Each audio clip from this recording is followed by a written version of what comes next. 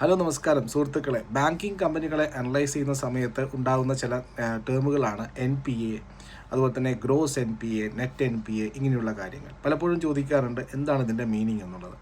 സാധാരണ ഒരു ബാങ്ക് ഒരു ഉപഭോക്താവിന് അല്ലെങ്കിൽ കസ്റ്റമർക്ക് ലോൺ കൊടുത്തു കഴിഞ്ഞാൽ ബാങ്കുകളെ സംബന്ധിച്ചിട്ട് ഈ കൊടുക്കുന്ന ലോണുകൾ ആസ്തികളാണ് അല്ലെങ്കിൽ അസറ്റുകളാണ്. കാരണം അവർക്ക് ആ പൈസ തിരിച്ചു കിട്ടും, അതിൽ നിന്ന് ഇൻട്രസ്റ്റ് കിട്ടും. സോ ആസ്തികളാണ്. ബാങ്കുകളെ സംബന്ധിച്ച് നമുക്ക് തരുന്ന ലോണുകൾ ആസ്തികളാണ്.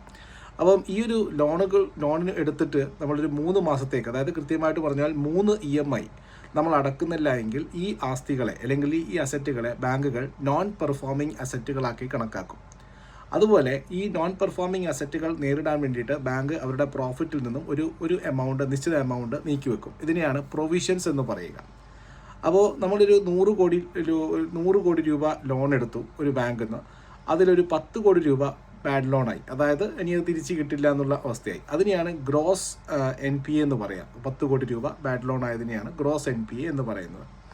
അപ്പോൾ ഈ ഗ്രോസ് NPA ഈ നഷ്ടം നേരിടാൻ വേണ്ടിയിട്ട് ഈ ലോൺ കൊടുത്തപ്പോൾ തന്നെ ഒരു ചെറിയൊരു എമൗണ്ട് വർഷാവർഷം ഒരു പ്രോഫിറ്റിൽ നിന്ന് നീക്കി വെച്ചിട്ടുണ്ടാവും. അപ്പോൾ അങ്ങനെ ആ 100 കോടി രൂപയുടെ 10 കോടി രൂപയായിട്ടുള്ള നോൺ പെർഫോമിംഗ് അസറ്റിനെ ഒരു 4 കോടി രൂപ അവർ പ്രൊവിഷനായിട്ട് മാറ്റി വെച്ചിട്ടുണ്ടെങ്കിൽ ആ 10 കോടി രൂപ ബാഡ് ലോൺ ആയതിൽ നിന്നും 4 രൂപ പ്രൊവിഷനും കഴിച്ചിട്ട് ബാക്കി വരുന്ന 6 കോടി രൂപയാണ് യഥാർത്ഥത്തിൽ ബാങ്കിൻ്റെ നെറ്റ് പെർഫോമിംഗ് അസറ്റ് അല്ലെങ്കിൽ NNP എന്നറിയപ്പെടുന്നത്. അപ്പോൾ ഇത് ബാങ്കുകളെ സംബന്ധിച്ചിട്ട് കിട്ടാക്കടം തന്നെയാണ്. അത് പോയതാണ്. ഇപ്പോൾ പ്രോഫിറ്റിൽ നിന്നുള്ള ഭാഗവും പോയി, ഇതും പോയി. അപ്പോൾ ഇന്ത്യയിലെ പ്രധാനപ്പെട്ട ബാങ്കുകൾ NNPകൾ എത്രയാണ്, നോൺ പെർഫോമിംഗ് അസറ്റുകൾ എന്തൊക്കെയുള്ളത് നമുക്ക് നോക്കാം. അതിലാദ്യമായിട്ട് കരൂർ വൈശ്യ ബാങ്കിനാണ് ഏറ്റവും കുറവ് NNP ഉള്ളത്. അവർക്ക് 88,944 കോടി രൂപയുടെ ലോൺ ബുക്കാണുള്ളത്. അതിൽ ഏകദേശം 168 കോടി രൂപ മാത്രമാണ് കിട്ടാക്കടമായിട്ട് പ്രൊവിഷനും കഴിച്ചിട്ട് ബാക്കിയുള്ളത്.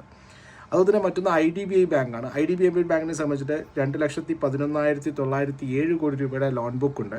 അതിൽ 445 കോടി രൂപയാണ് NNP ആയിട്ട് ഉള്ളത്.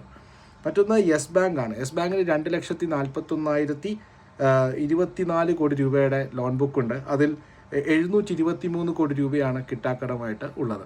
മറ്റൊന്ന് തമിഴ്നാട് മെർക്കന്റൈൽ ബാങ്കാണ്. തമിഴ്നാട് മെർക്കന്റൈൽ ബാങ്കിന് 44,733 കോടി രൂപയുടെ ലോൺ ബുക്ക് ഉണ്ട്. അതിൽ 147 കോടി രൂപ മാത്രമാണ് നെറ്റ് NPA ആയിട്ടുള്ളത്.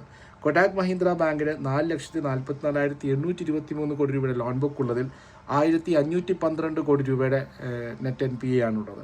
ICICI ബാങ്കിൻ്റെ ലോൺ ബുക്ക് എന്ന് പറഞ്ഞാൽ 13,64,157 കോടി രൂപയാണ്.